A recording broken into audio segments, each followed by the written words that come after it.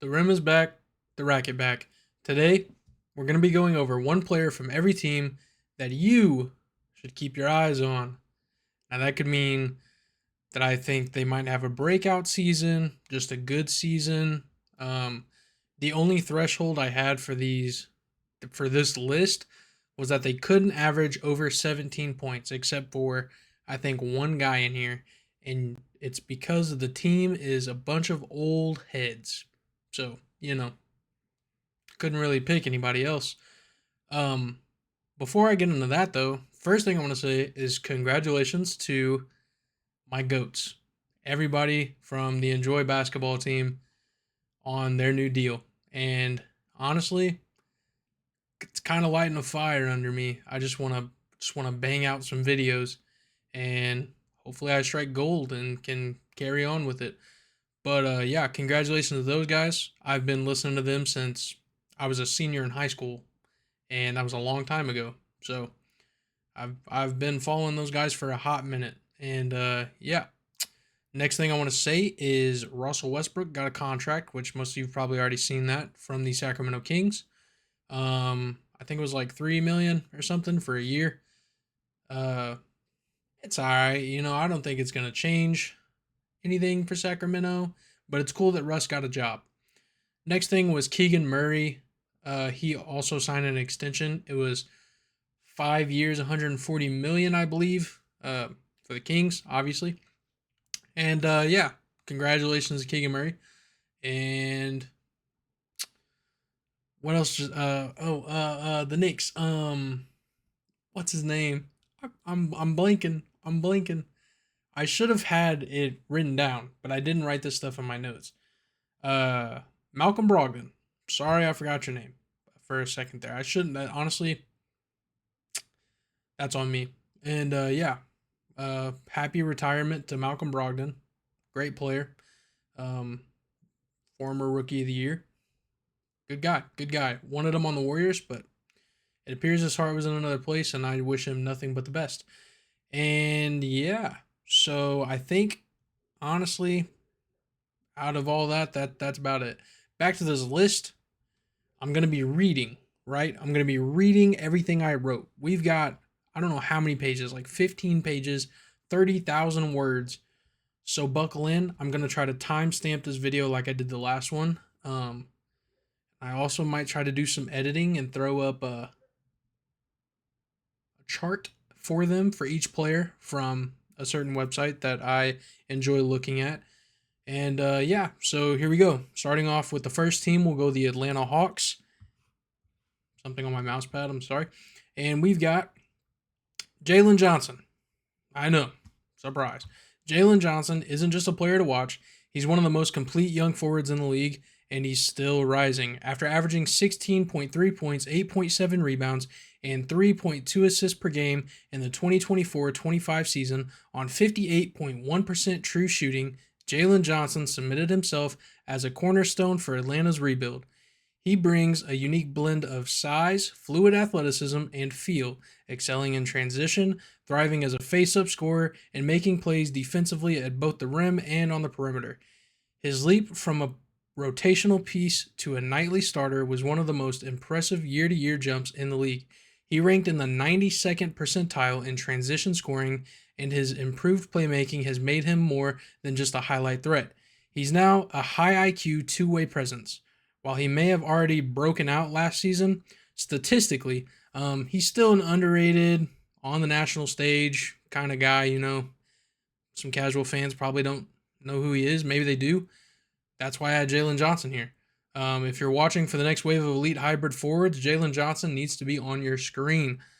I'm going to take a quick little break right here and say that if I fumble over some words, I'm sorry. Also, I should have got me some water. That's 1 out of 30 players I have to read. So, next team, the Celtics. Anthony Simons. Anthony Simons is one of the more exciting watch names heading into the 25-26 season, especially now in a new setting where he must buy in more than ever. In the 24-25 season, he averaged 19.3 points, 4.8 assists, and 2.7 rebounds per game while shooting 42.6% from the field and 36.3% from three. He remains an efficient scorer. He shot nearly 50% on his 2-point attempts, knocked down over 90% from the free throw line, and ranked in the 88th percentile among all players in effective field goal percentage. But his greatest intrigue lies in the new parts of the story at Boston. He's openly talked about being held accountable, adapting to accountability, and being expected to improve his defense. His defensive reputation is weak. In Portland, he was often among the worst in steal rates and rated poorly in defensive metrics. But that makes his turnaround potential even more interesting. At his best, Simons can do everything offensive. Did I just say Simons? Wait, I'm tripping. I'm sorry. Can do everything offensively, pull up, shoot off the dribble, create shots, and score in bunches. He's not just joining a new team, he's being rebuilt, challenged, and reshaped. For viewers who think they know him from Portland, this season might reveal a new dimension. Keep your eyes on Anthony Simons. He may become one of the Celtics' most talked about pieces or their biggest trade asset. I'm sure if any Boston fans are here and they've seen, or just any fans of basketball, you've seen the video where Anthony Simons is moving like Damian Lillard. And all I'm saying is, I think on a brighter stage, which is the Celtics, maybe he could improve his stock. And yeah. Next team, the Nets. Now, before I get into this, I want to say some teams obviously aren't going to have the names or the star power that other teams have. We just had two good hitters in Jalen Johnson and Anthony Simons. Now, the Nets, I'm going more of a buy low now, and hopefully this player excels in the future. The Nets, we're going with Jalen Wilson, quietly turned in a solid season in 2024-2025, averaging 9.5 points, 3.4 rebounds, and 1.8 assists in roughly 25 minutes per game while shooting 39.7% from the field and 33.7% from the three. His free throw shooting was strong at 81.8%, which shows he has touch and confidence from the line. With modest efficiency numbers, there's room for growth, especially because Wilson has shown flashes like that 18-point game against the Knicks last year and has been trusted with significant minutes across many games. What makes Wilson compelling is the space for upside. Coming from a second-round pick slot, he hasn't had pressure to be a star yet. He's a two-way forward who can stretch the floor, mix inside-outside game, and absorb defensive assignments. If he sharpens his shot and increases efficiency, he can move well past his 24-25 baseline. For fans who don't follow Brooklyn's full roster, Wilson might feel new, but he's earning more runway. Keep an eye on Jalen Wilson as a player who could surprise in 25-26. Next up, the Hornets, another team that was hard to pick from. I also didn't want to pick a rookie. I didn't want to pick a rookie because I feel like that was the easy way out. I couldn't be like, oh, for the Utah Jazz, we're going to go Ace Bailey because duh, That's why I picked Jalen Wilson for the Nets and not one of their 14 point guards they drafted. For the Hornets, we're going Moussa Diabate, might be the most underrated piece on the Hornets roster, and that's exactly why you should be watching him. If you love hustle, he's your guy. After signing a 3-year deal mid-season in 2025, why did I read it like that? Diabate quietly carved out a role with Charlotte, averaging 4.7 points and 7 rebounds in just under 19 minutes per game. Obviously, those aren't like eye-catching numbers, but again, he's a heart player. He's a hustle player. He's not a volume scorer, but that's not his game. His value lies in energy, rebounding, rim protection, and defensive effort, which is something the Charlotte Hornets need, something every team needs. Diabate has shown he can crash the glass on both ends, protect the paint, and make smart rotations, all while staying within his role. In a front court that's still taking shape, he offers stability and upside as a high-motor big who doesn't need touches to impact winning. If he continues developing his touch around the rim and becomes a more consistent defender without fouling, Moussa Diabate could become a staple of Charlotte's rotation. Don't let the low-scoring numbers fool you. This is a guy whose hustle and presence could elevate a young team's identity. I think he's going to fit pretty well next to a LaMelo, who is a wonderful passer. Could be some big lob threats in there for that guy. Next up, this is one of the big names, Modest Buzelis for the Bulls. Montes Buzelis might just be the hidden gem in Chicago's young core, which, shout out to Kenny. If any of you follow Kenny, you already know how big he is on Montes Buzelis. In his rookie 24-25 season, he logged 18.9 minutes per game across 80 appearances, putting up 8.6 points, 3.5 rebounds, and 1 assist while shooting 45.4% from the field, 36% from the three, and 81.5% from the free throw line. He showed that when given extended opportunity, he could average 13 points, 4.5 boards, and 1.9 assists on 47. I'm going to do some rounding 47, 35, and 81 splits. He had moments of pure dominance, for instance, a 24-point perfect shooting 10 for 10 game versus Miami, and a 31-point explosion versus the Lakers. His physical profile, 6'10", gives him defensive upside, and he's already flashing shot creation, finishing, and off-ball movement. With his rookie baseline established, I believe Buzelis has the tools. I put stools. I can't type apparently. To break into the 90th percentile among forwards in terms of two-way impact.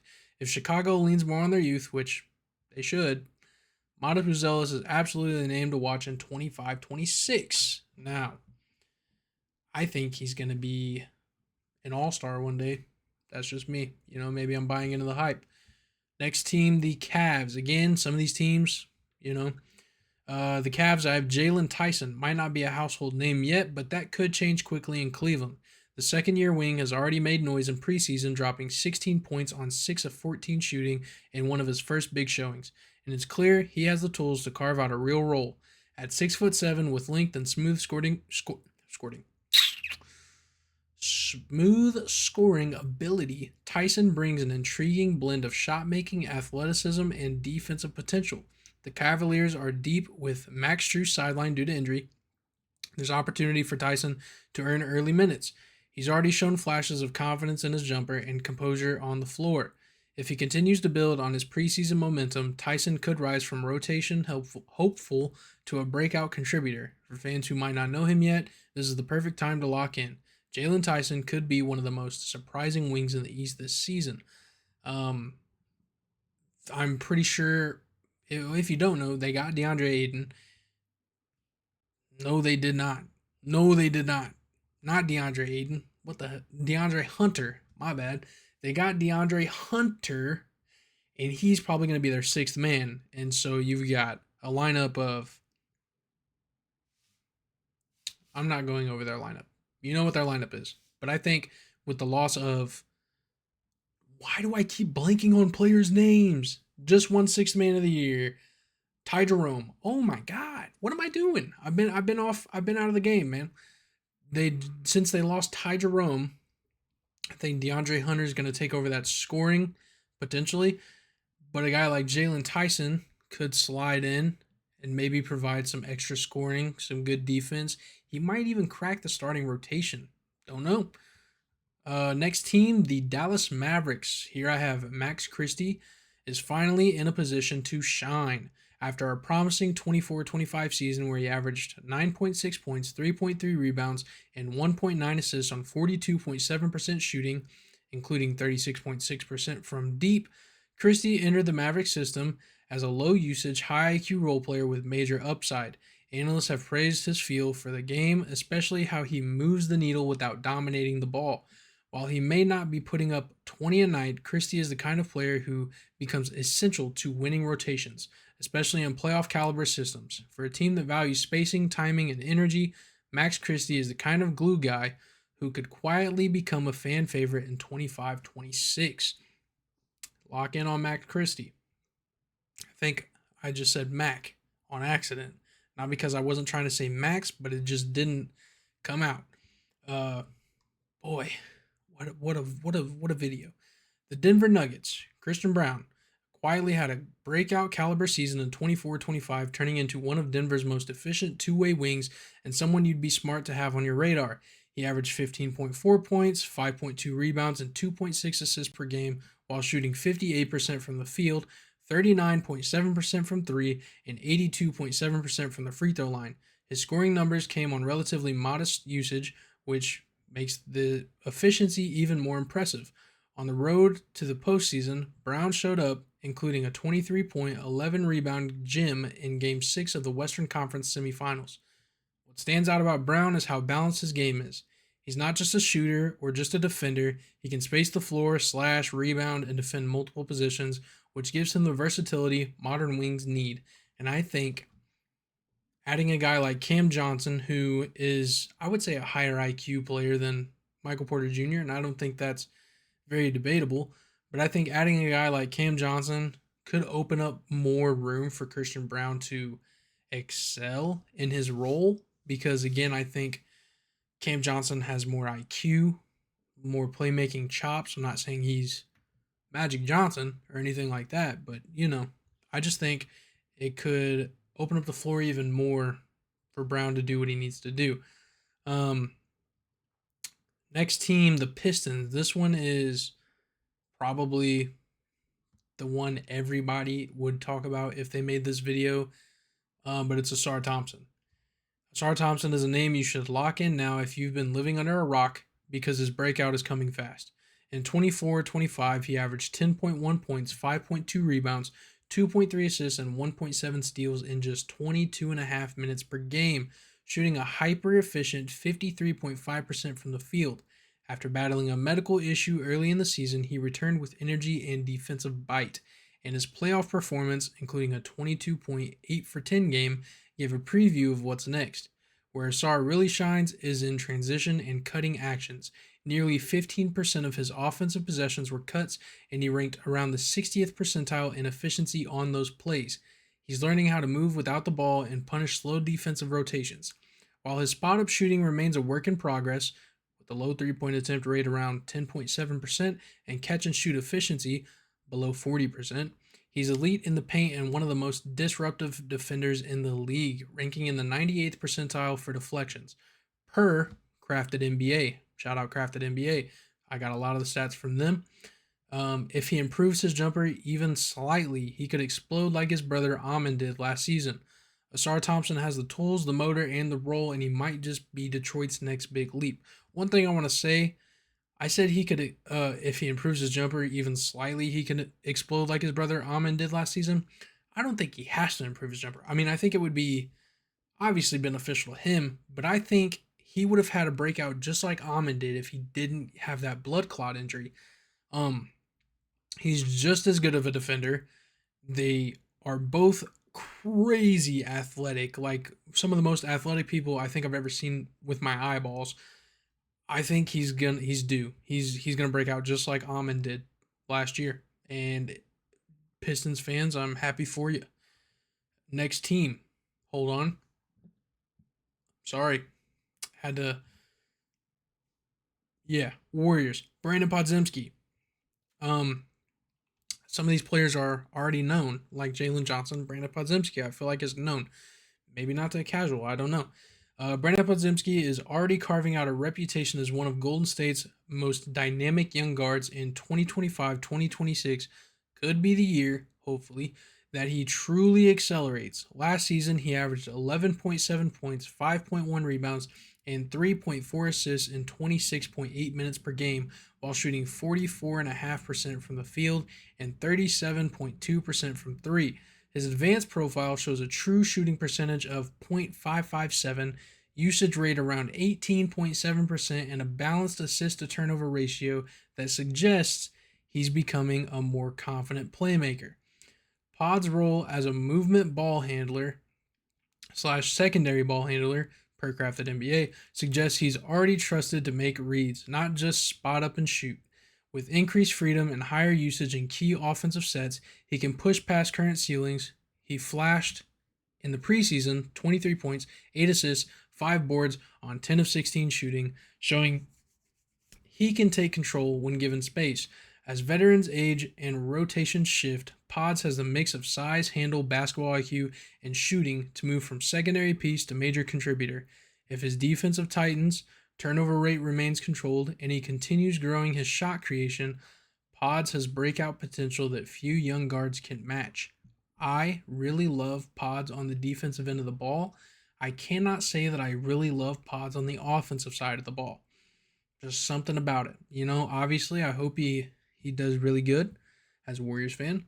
But yeah, we'll see. We'll see. No rant.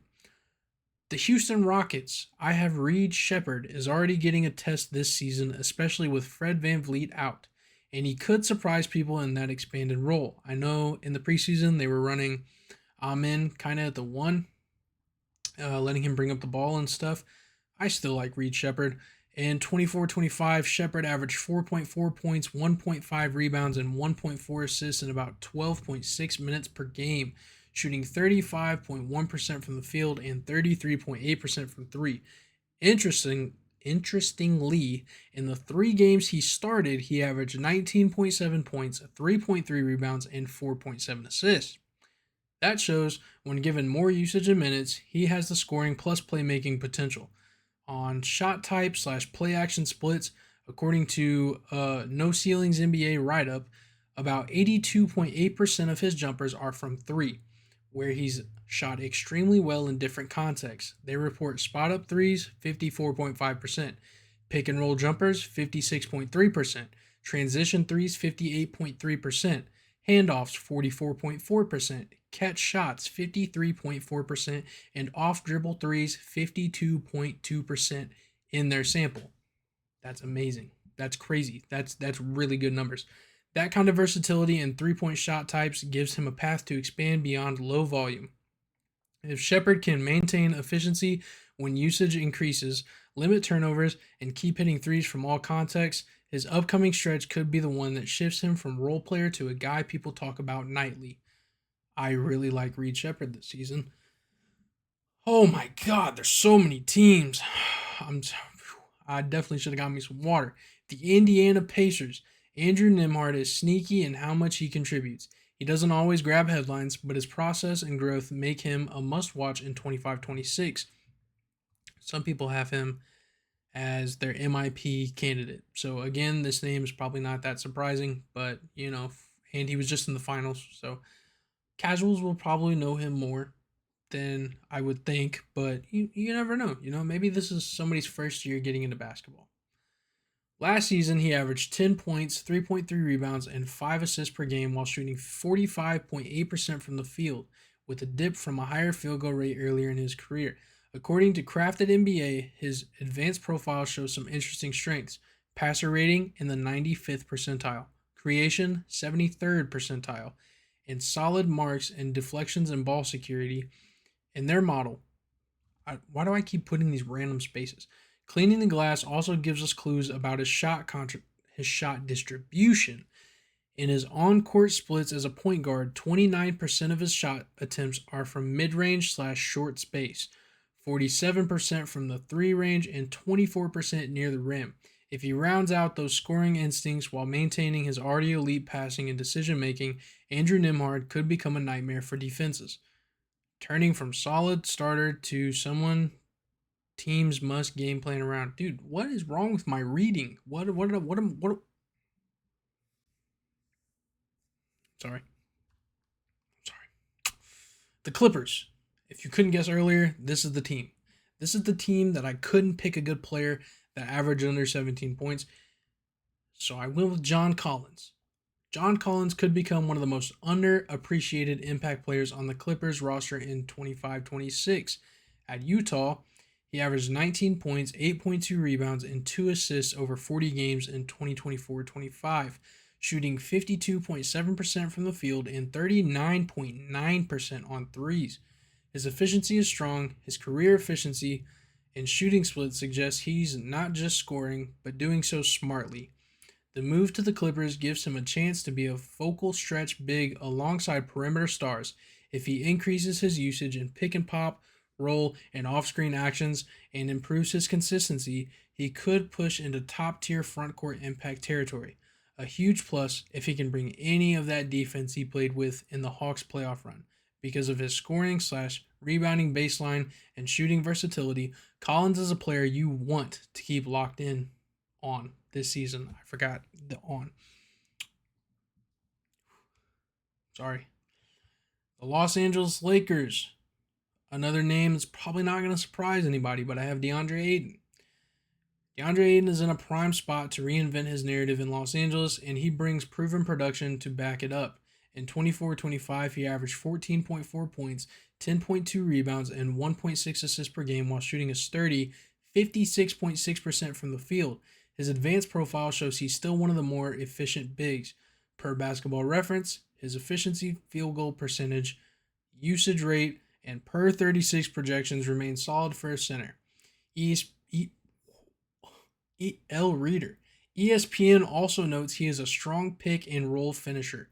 Why am I reading like this? Which fits beautifully in a system with Luka and LeBron creating off pick and roll. On the play type front, Aiden's game is built around rolling to the rim, finishing in the paint, and catching lobs or short feeders. He doesn't take many threes, so his value comes from converted shots inside and opportunistic post action.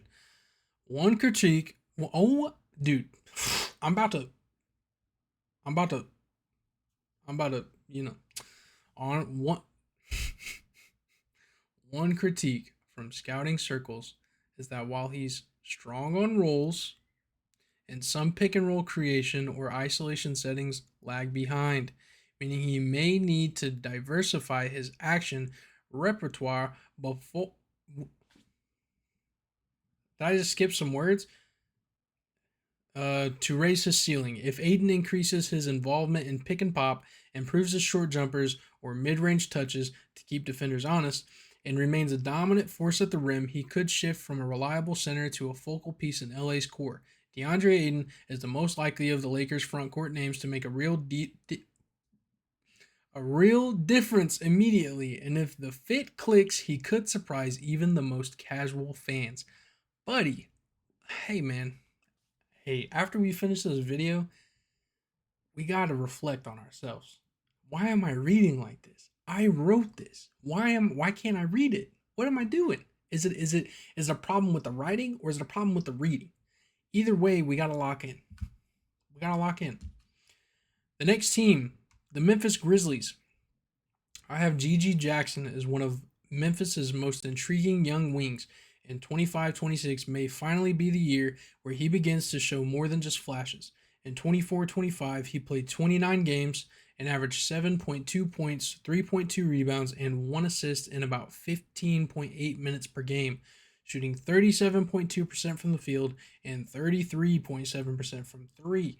Interestingly, in his limited starts, Jackson has shown he can absorb more usage and activity. When given extra responsibility, he tends to try and do more. He tends to try to do more on both ends. Sample size is small, but the bump in counting stats suggests capacity.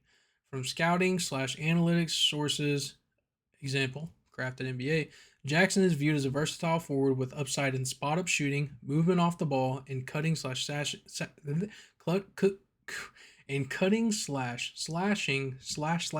that got me, actions. While reliable play type, points per possession splits are hard to find in the public domain, the consensus view is that's where some of his strengths lie. Especially as defenses rotate, he may struggle initially with isolation creation or heavy usage creation, but if Memphis leans into lineups with more spacing, especially with injuries or load management, which they are suffering right now, Jackson has the tools to make more smart cuts, catch threes, I'm forgetting commas, and finish inside. If Jackson can raise his efficiency, guard multiple wings, and deliver in off-ball actions, spot ups, cuts, off screen, he could elevate from rotational piece to a watch this guy name. With Memphis's front court injuries or load management looming, example Jaren Jackson Jr., Jackson may get more run than many expect. GG Jackson is a name quietly poised to surprise fans in 25-26. Okay, with the Miami Heat, I'm gonna try to slow down a little bit. I'm gonna try to slow down and read a little bit slower. We're at 30 minutes. Okay, just breathe. The Heat. Nikola Jovic might be the sleeper Miami leans on, and here's why. In 2024-2025, he averaged 10.7 points, 3.9 rebounds, and 2.8 assists in 25.1 minutes per game, while shooting 45.6% from the field and 37.1% from three. The Heat recently locked him into a 4-year extension, signaling confidence in his growth trajectory. What gives Jovic upside beyond those counting stats is how he plays within actions. According to Crafted NBA, his primary role is spot up shooter, with a secondary role as a secondary ball handler, meaning he's trusted in both off ball and read based roles. While I didn't find publicly disclosed points per possession splits, his shooting splits and usage mix suggest that he can thrive in spot up threes, handoff actions, and off ball catch and shoot duty. Okay, the Milwaukee Bucks. Ryan Rollins had one of his best seasons in 2024-2025 and now has a chance to step up into a more meaningful role. In 56 games, averaging 14.6 minutes per night, he put up 6.2 points, 1.9 rebounds, and 1.9 assists, shooting 48.7% from the field, 40.8% from three, and 80% from the line. According to Crafted NBA, his advanced profile is solid. True shooting percentage 60%. Creation percentile 76, passer rating 73rd percentile, and explosive deflections 93rd percentile. All signs that his game is functioning efficiently when given chances. Where Rollins could take a jump is in play type versatility and volume. He's more than a spot up shooter. His creation numbers suggest he can generate off the dribble, initiate action, or mix in movement scoring. If the Bucks lean on him in pick and roll, dribble handoffs, and off ball cuts, he has the toolkit to grow. Also, with Damian Lillard gone, injury, and roster moves, Rollins has a clear path to more backcourt usage and opportunity. If Rollins can keep up his shooting splits while expanding his playmaking and shot creation, I wouldn't be surprised if he becomes one of the more talked about young guys stepping into bigger roles in 25-26. And that means taking the starting point guard spot. The Timberwolves, man. I still got a lot of teams, don't I? The Timberwolves. We have Rob Dillingham is one of those players whose potential might outpace his current box score and this could be the season where he begins to show why he was a top 10 pick. In his rookie season with Minnesota, he averaged 4.5 points, 1 rebound, and 2 assists in 10.5 minutes per game, shooting 44.1% from the field and 33.8% from three. In college at Kentucky, he averaged 15.2 points, 3.9 assists, and shot 44.4% from deep in limited minutes, showing off shooting and playmaking chops. While I couldn't reliably find full points per possession splits publicly, Dillingham's scouting profile and early usage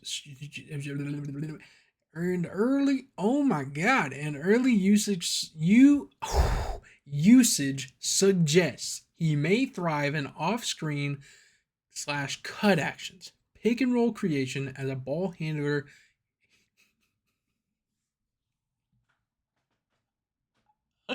Oh my god, I can't read, I'm so stupid. As a ball handler or secondary initiator and catch and shoot threes, the kind of actions that reward spacing and reading defenses, he can limit turnovers, improve his off-dribble finishing, and gain trust as a guard extender. He has a real shot of becoming a go-to option in bursts. I think one of my problems is that I'm kind of nervous, because people hopefully are going to watch this video. The New Orleans Pelicans. I have Jordan Hawkins. Is carving out a lethal 3-and-D profile in New Orleans, and 25-26 might be the year he becomes impossible to ignore. In 2024-2025, Hawkins averaged 10.8 points, 2.8 rebounds, and 1.2 assists in 56 games, shooting 37.2% from the field, 33.1% from three, and 81.6% from the free throw line. As a starter that season, he bumped up his production, averaging 17 points, 3.8 rebounds, and 1.6 assists across those 9 starts. What makes Hawkins especially interesting is his play type efficiency as a shooter. According to No Ceiling Synergy data, he ranks in the 88th percentile in catch and shoot actions. the 83rd percentile in jump shots, and the 84th percentile off screens. In other words, when he's getting the right looks, spot ups, off screen movement, he's converting at an elite rate. His scouting profiles also praise his quick release, off ball movement, and mechanics, all essential for a role player who maximizes efficiency.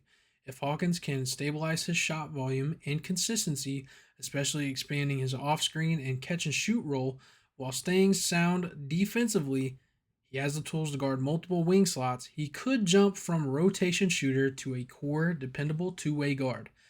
Keep your eyes on Jordan Hawkins. He might be the Pelicans' most quietly efficient net positive this upcoming season. That was a good one. Hey, I made it through that one. It was pretty decent. I might have fumbled a little word here and there, but ain't none to me. The New York Knicks, another team that was hard to choose for. I went with Miles McBride as one of those role guards quietly pushing into bigger responsibility, and this season he might lean into that.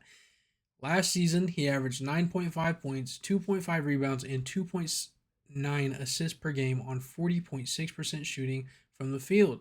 His shooting profile shows modest upside. He shot 37.8% from deep and on moderate volume. Advanced metrics from Basketball Reference show that in the 2024-2025 season, his effective field goal percentage and usage rate were in line with a bench rotation guard, and his PER was 12.6, pointing to room for growth. On Crafted NBA, his profile suggests he's already seen as a mixed action guard trusted in off-ball and spot-up roles rather than purely a one-dimensional shooter. While McBride could take a leap is in pick and roll creation, off-ball cuts, and catch and shoot threes. His shooting splits and movement role imply he may already perform reasonably well in spot-up / off-screen context, but increasing his usage in pick and roll or dribble handoffs, taking more pull-up shots, or making reads can unlock another level. Also, improving his finishing at the rim and reducing turnover rate would help him become more than just a floor spacer. If McBride continues developing his shot consistency and confidence while expanding his creation chops, he could become a more prominent piece in New York's backcourt rotation. That one wasn't so good. The Oklahoma City Thunder. I have Cason Wallace is quickly becoming a two-way weapon you can't ignore.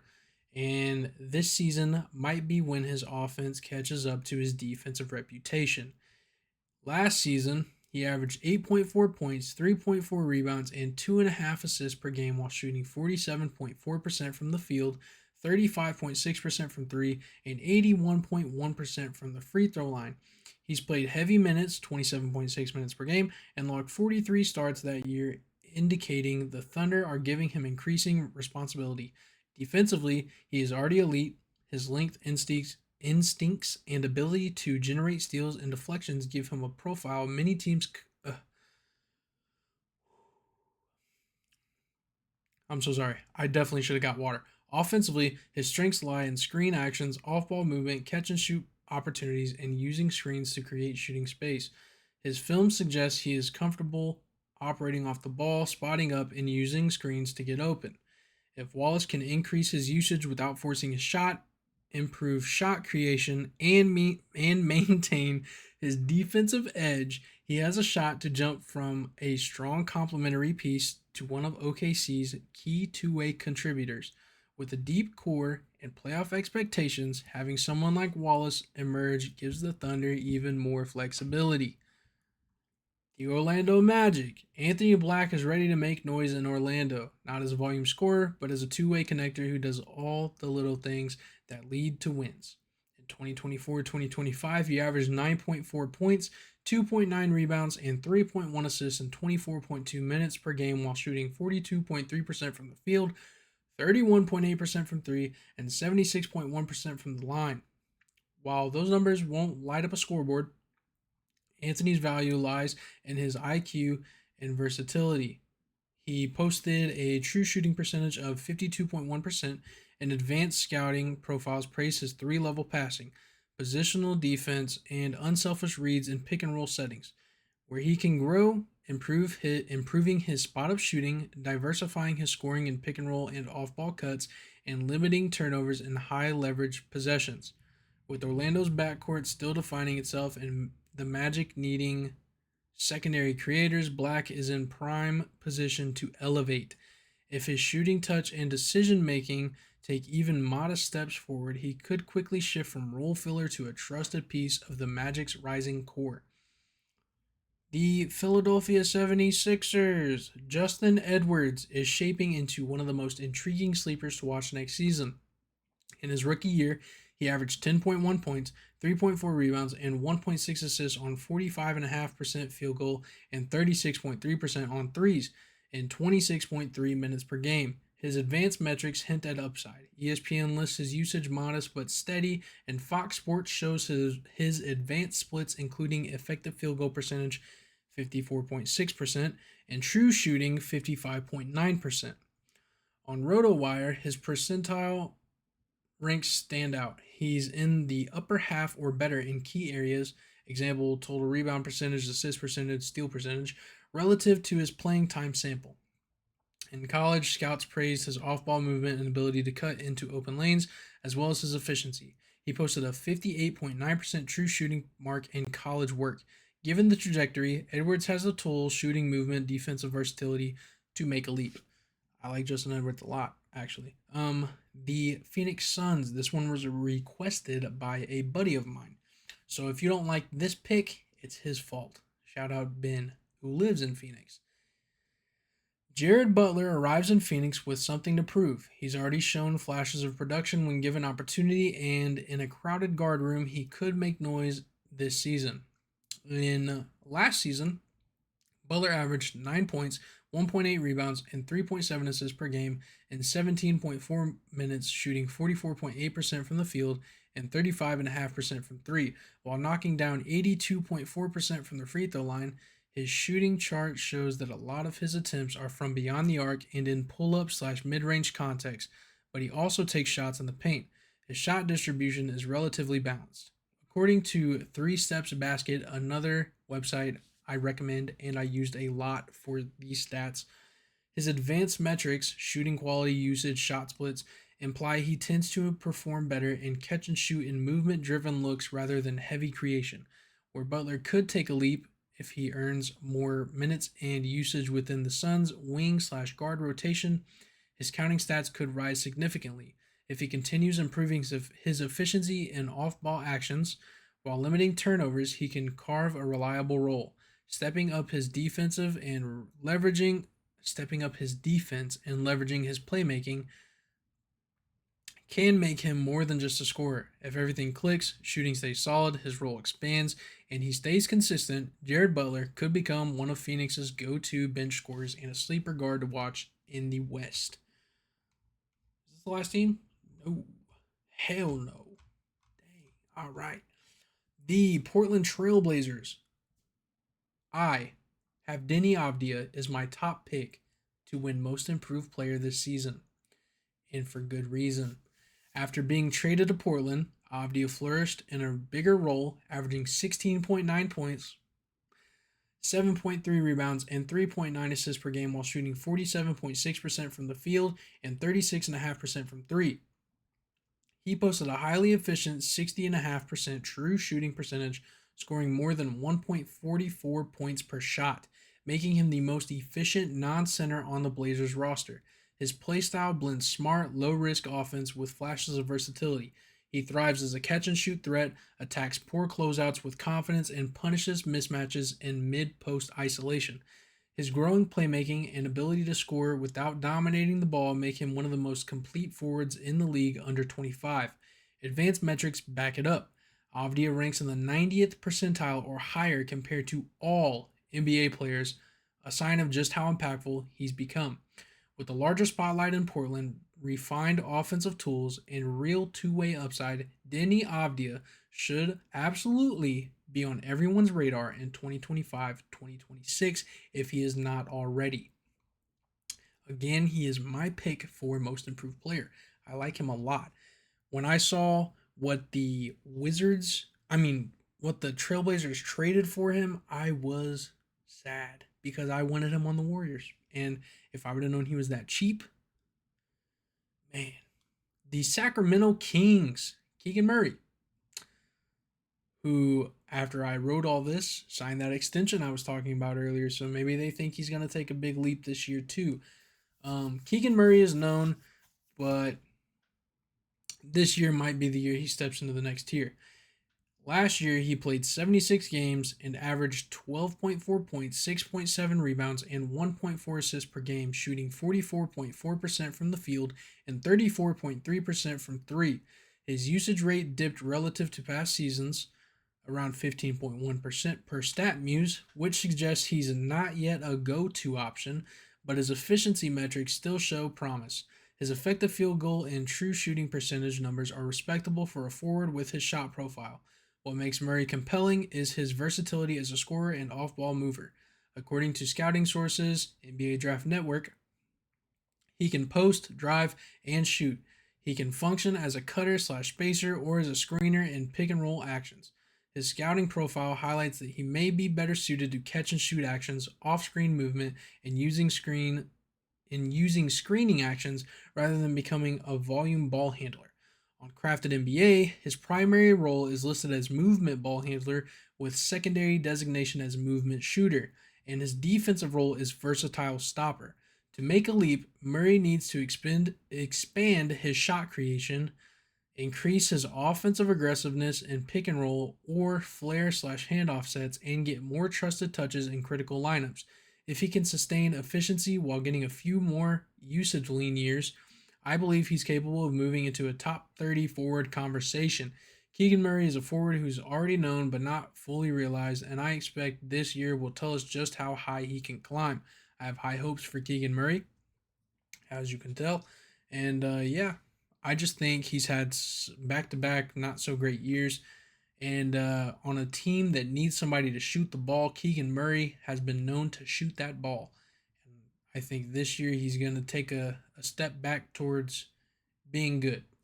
The San Antonio Spurs, this one's also probably not that surprising. I thought he was going to do it last year, but we're going to do it again this year. Devin Vassell is primed for a leap in 2025-2026, and with De'Aaron Fox joining the Spurs, he's in a position to feast on catch-and-shoot opportunities while defenses collapse. Last season, Vassell averaged 16.3 points, 4.4 rebounds, and 2.9 assists while logging 31 minutes per game. His shooting efficiency holds up.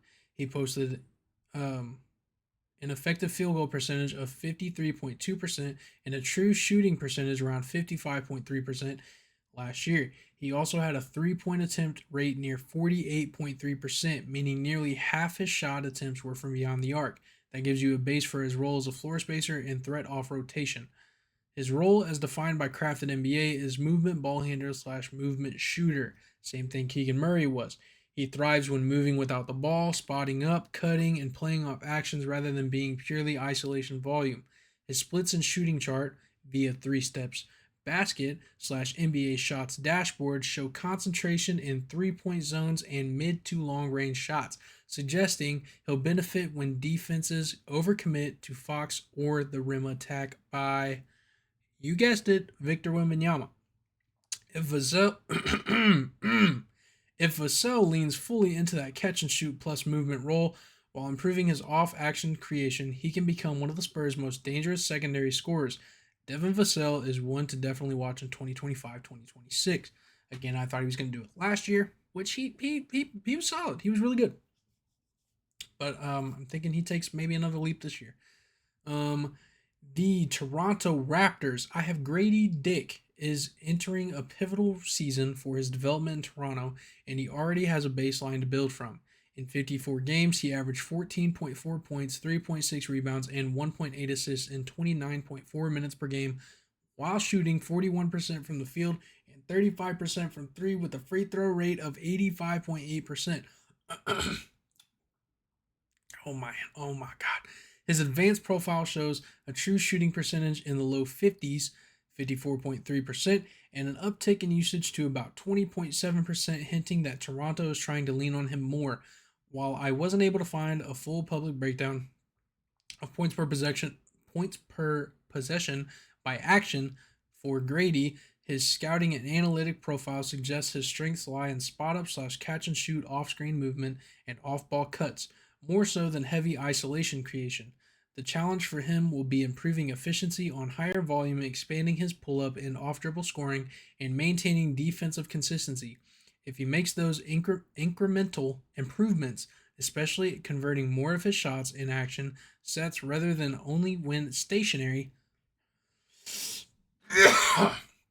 I'm so sorry. I'm so sorry. I should probably cut that, but I don't like you. You know, if you've been a viewer of this channel, I don't do a lot of editing. Grady Dick could transition from promising role player to one of Toronto's key young contributors in 2025-26. If you're listening to this audio wise, I tried to cough away from the mic, so I hope that that helped. If it didn't, I totally apologize. And yeah, but my I got a little tickle in my throat. Pause. The Utah Jazz, Walker Kessler is already making his mark as one of the most formidable rim protectors and rebounders in the league. But this year, I think he adds that offensive impact, maybe just a little. Last year, he averaged 11.1 points, 12.2 rebounds, and 2.4 blocks per game over 58 appearances, while shooting 66.3% from the field. His defensive presence is obvious. He blocks shots at a high rate, deters drives, and controls the glass. On Crafted NBA, his listed primary role is roll man, with secondary connector, and his defensive role is rim protector. That gives insight to how teams already view his strengths.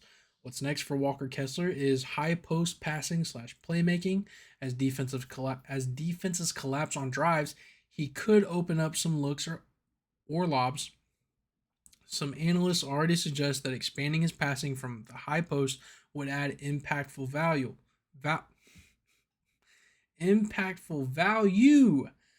Offensive versatility beyond roles, adding some touches in short lighting, face up posts, or even mid range to make him less one dimensional. Consistency in foul control and stamina. The more minutes he can sustain, the more influence he'll have on both ends. If he leans into refining those offensive actions while locking down the paint, Walker Kessler could evolve from elite defender to a dominant two-way anchor in Utah's rebuild, unless they trade him. Oh my god. The last team, the Washington Wizards. Bub Carrington came into the league with eyes on him, and this season might be the season he starts delivering more consistently, which is, I don't know why I wrote that. It was his rookie season. In his rookie season, he averaged 9.8 points, 4.2 rebounds, and 4.4 assists per game while shooting 4.1% from the field and 33.9% from three. Could you imagine if an NBA player shot 4.1% from the field? They'd be the worst player ever.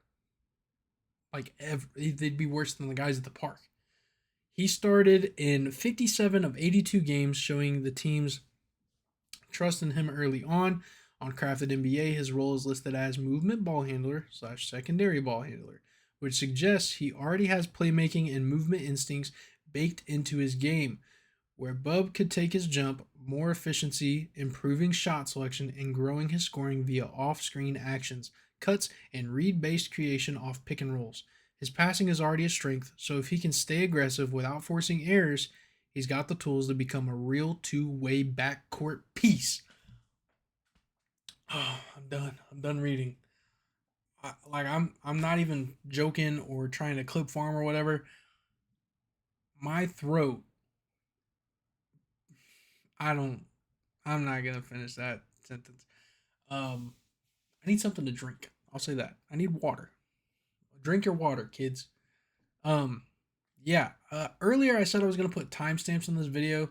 I don't think I'm actually gonna do that because I spent so much time putting timestamps in the last video and it got 8 views. So, I thought it would help people maybe watch the video more or, just like browse to the team that they want to hear about. It didn't. And this video, I want to hear your opinions on who I picked. Who would you pick for a breakout season? Again, my criteria was no rookies because if I was doing rookies, it would have been like Cooper Flag and you know, literally just any of the big Ace Bailey stuff like that. Like that's no fun. Obviously, you want those guys to break out. it's their rookie season. So it was no rookies, and it was under 17 points per game. I really made this. The reason why I made this is because I wanted to talk about Denny Avdia. I am a huge fan of Denny Avdia. He might be my favorite role player in the NBA. The dogs are starting to bark. I can't believe I made it through all that without the dogs barking. This is a huge feat. And now I'm looking at myself over here, but I'm not looking at myself in there, so I can't. It's just, it's like a triangle. I'm running triangle offense right now. And I just punched my mic. Yeah, so this is sick. 55 minutes. I haven't done that in a minute. I haven't done that in a long time. If you guys enjoyed the video, please like and subscribe. It actually means a lot for not only me, but just it does mean a lot to me. It means a huge amount to me, actually. It means so much to me. That's how my video reaches other people. That's how my content in general reaches other people. That's how I grow. That's how I could take this and run with it. And, maybe I could be the next one to get signed to a big company, Apparently there's an opening at ESPN now, if you know what I'm saying. Yeah, if anybody at ESPN's watching this, hit me up. I will move to wherever I gotta move to. And again, in the comments, leave a player that you would choose that I didn't, or tell me what I did wrong. Thanks. See ya. Where's my mouse? There it is.